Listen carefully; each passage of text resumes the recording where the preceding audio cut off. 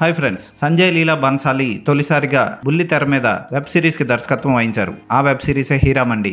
భారతదేశం నుంచి విడిపోని లాహోర్లో హీరామండి అనే ప్రాంతంలో కొంతమంది వేశ్యలు నివసిస్తూ ఉంటారు. మల్లికా జాన్ ఆ హీరామండిని ఏలుతూ ఉంటుంది.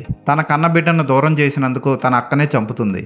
అలాగే తన అక్క కూతురు ఫరీదా తిరిగి వచ్చి మల్లికా జాన్ మీద పగ తీర్చుకోవాలనుకుంటుంది. ఇది ఇలా ఉంటే మరో పక్క మల్లికా జాన్ కూతురు భారతదేశ స్వాతంత్రం కోసం పోరాడుతూ ఉంటుంది, సీక్రెట్ గా ఎవరికీ తెలియకుండా. అలాగే మల్లికా జాన్ ఇంకొక కూతురు విప్లవకారుణ్ణి ప్రేమిస్తుంది. అతను నవాబు కూడా అవడం విశేషం. ఒక పక్క హీరామండిలో వేశ్యల కొట్లాట, మరో పక్క భారతదేశం కోసం భారతీయుల పోరాటం. ఈ రెండింటి మధ్య ఈ వేశ్యలు ఏం చేశారన్నదే కథ. 8 ఎపిసోడ్లతో సాగే ఈ వెబ్ సిరీస్ బన్సాలి దర్శకత్వంలో అద్భుతంగా చిత్రీకరించాడని చెప్పొచ్చు. లొకేషన్స్ కానీ, సెట్స్ కానీ, కాస్ట్యూమ్స్ కానీ వావ్ అనిపిస్తాయి.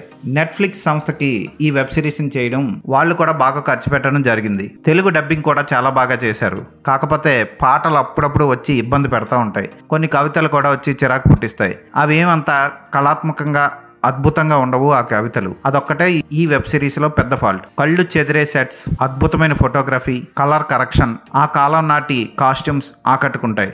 ఆలం ప్రేమ కథ జాలి కలిగిస్తుంది.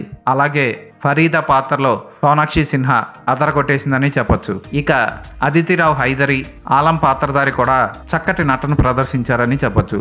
వాళ్ళ పాత్రలు వెబ్ సిరీస్ని మలుపు తిప్పుతూ ఉంటాయి. అలాగే ఈ వెబ్ సిరీస్ మొత్తానికి హైలైట్ ఎవరు అంటే మనీషా కొయిరాలా పాత్ర. ఆమె చాలా కర్కశమైన వేశ్యగా మనందరికీ వెబ్ సిరీస్ ఫస్ట్లో అనిపిస్తుంది. కానీ క్లైమాక్స్కి వచ్చేసరికి ఆమె చెప్పింది నిజమే అనిపిస్తుంది.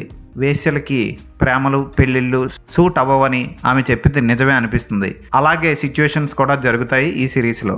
ఇక ఒక పాత్రను మాత్రం అర్ధరాంతంగా ముగించేశారు. ఆలం చెలికత్తెని ప్రేమించే ఒక సింగ్ పాత్ర ఉంటుంది. అతను మల్లికా జాన్ గుర్రాన్ని నడుపుతూ ఉంటాడు. అతని పాత్ర సడన్ గా ముగిసిపోతుంది, ఎక్కడా కనపడదు క్లైమాక్స్ లో. ఇక ఫర్దీన్ ఖాన్ పాత్ర పరమ వేస్ట్. అప్పుడప్పుడు వచ్చి జస్ట్ అలా నవాబ్ పాత్రలో అటు ఇటు కలిసి వెళ్ళిపోతూ ఉంటాడు అంతే.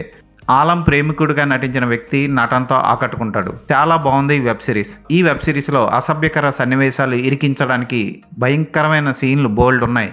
ఆ సన్నివేశాలు చాలా నీట్గా ఫ్యామిలీ అంతా కూర్చొని చూసేలా తీశాడు సంజయ్ లీలా బన్సాలి. ఫ్యాంటాస్టిక్గా సాగే ఈ వెబ్ సిరీస్ 8 ఎపిసోడ్లో ఒక్క అనవసరం సీన్ కూడా ఉండదు. చాలా బాగా తీశారు.